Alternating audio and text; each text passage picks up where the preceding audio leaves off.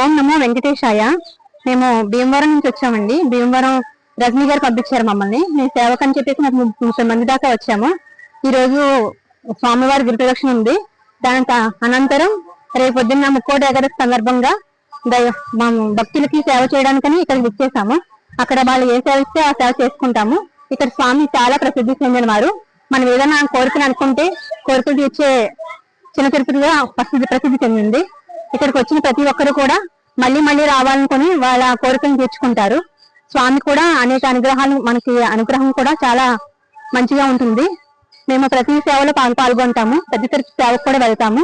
అక్కడికి వెళ్ళినప్పుడు కూడా మాకు మంచి అనుభూతి జరుగుతుంది. మాకు ఇక్కడికి వచ్చినప్పుడు కూడా మాకు మంచి అనుభవం కూడా ఉంది. మాకు స్వామిని మనం ఏదైనా కోరుకుంటే కోరికలు కూడా తీర్చే స్వామిగా ప్రసిద్ధి చెందిన ఆయన నమో వెంకటేశాయ. మా గ్రూప్ 4 శ్రీ వరసిద్ధి వినాయక మావుళ్ళమ్మ గ్రూప్ అండి. భీమవరం నుంచి వచ్చామండి స్వామివారి సేవ కోసం. ఈ రోజు చరిత్ర సృష్టించినోడు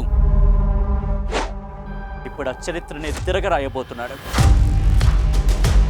అబద్ధాల గోడల్ని బద్దలు కొట్టి నిజాలను రాగా మీ ముందుంచబోతున్నాడు.